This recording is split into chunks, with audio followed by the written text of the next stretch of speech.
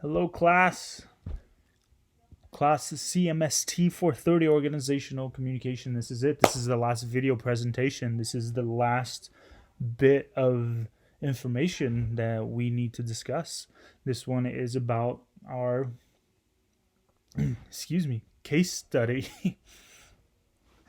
that was assigned to us, and we're supposed to pick one theory from chapter 3 and one theory from chapter 4, apply the assigned chapters to the case study.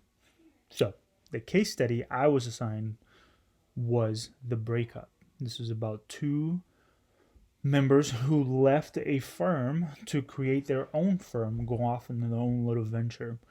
They went through the whole honeymoon stage, and then come to find out that one of them, Nellie, was not a fan of what was going on within the shop. And it kind of goes through different scenarios, like at the beginning, the middle, what the breakup was, the discussion was. Anyways, Nellie ended up having a lot of time off and a lot of long periods of vacation, and Ava was not a fan of that. So it goes through the whole thing, and hopefully by the time I'm done with this presentation, it kind of goes and falls into it's applied to the case study. So without further ado, this is what we're going to do. So the chapter 3 theory I picked was the bureaucratic system or model that of communication that should the book talks about that every organization should strive for. And I think due to the case study, that would have been something that it should have been implemented. It's something that I'm accustomed, so that's kind of my bias towards it. And the same stroke of they were friends. There was no clear boundary set for them. So having that structure, the deviation of duties would have made it fair and equitable for the both of them, opposed to Nellie's case was that she just felt like she was doing too much all the time, and Ava was also okay with that, but it kind of goes back and forth to another one of the concepts that I'm going to talk about later, and that's the stress piece to it. And then on chapter 4, talking about communication, right, and just kind of in tandem with bureaucratic communication styles, the communication from Shannon Weaver linear model communication, where it throughout the whole case study is very linear, very one-sided conversation.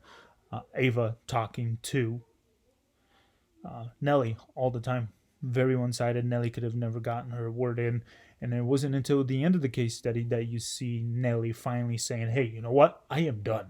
Like this is my boundary. I am done with this. Give me my portion of my what I deserve for the firm, because we were partners on this," and that was just the end of it. And kind of the collateral damage to that is Colleen.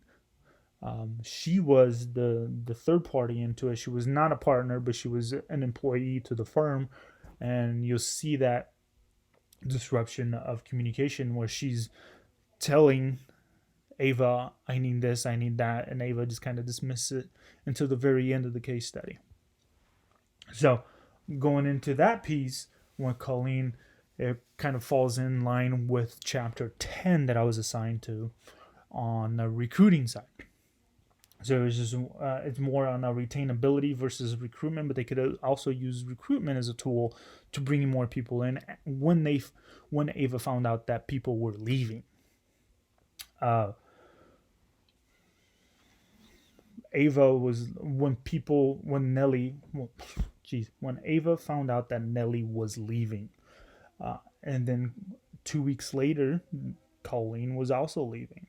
So there was a lot of pieces in there where there should have been a recruitment process trying to figure out, okay, this person is leaving. What do I need to fill in this spot? Are these the right people that I want to fill into this spot? And it's the same thing with the partner. And then, so, but at the same time, she's trying to figure out exactly how she can avoid that in the future. And that just kind of falls into the next piece, chapter 12, of the stressors, right? That's causing a lot of stress to Ava, but it caused a lot of stress, so much so to Nellie that she had a lot of physical ailments because of the stress was just so high. And it seemed as if Colleen just kind of upped and left and went to go work for a competitor firm, which also tells you a lot of what is happening within the organizational atmosphere of that. And then rolling right into that, plus the recruiting piece kind of all molded together. Is talking about research market. What is she going to be doing later on? And that's kind of the last bit piece of the paper or the case study talking about that. What is she going to do in the future, right? Nellie left, Colleen left. What is she going to do? Is she just done? She did come across an old friend of hers. I think it was a husband's friend that had left another firm, and she was wanting to partner up. But is that something that Ava really wants to do? Is that what are the chances that Ava should be looking into as far as the market goes? Right, doing a SWOT analysis. What the strengths are, what the weaknesses are, what are the opportunities and threats within that economy. No, that's not the word I'm looking for that environment of market, right? What's the market threshold in that? So all in all, basically case 2 study went really well with these 3 chapters plus the 2 theories. Just kind of really mushed together, and there was a lot of overlap between all of it, between the bureaucratic type of style of communication with the case with the communication style of either linear, interactive, interactive, and then talking about the recruiting piece, bringing people in as people were leaving out because of stressors, and then in turn, all of that going right back into researching, trying to learn from your mistakes, and trying to find a better way to keep going in the future, or not at all. So that's it, guys. That's all I have for this last video, man. It's been exciting. I've been super stoked to listen to a lot of you guys' opinions and thoughts.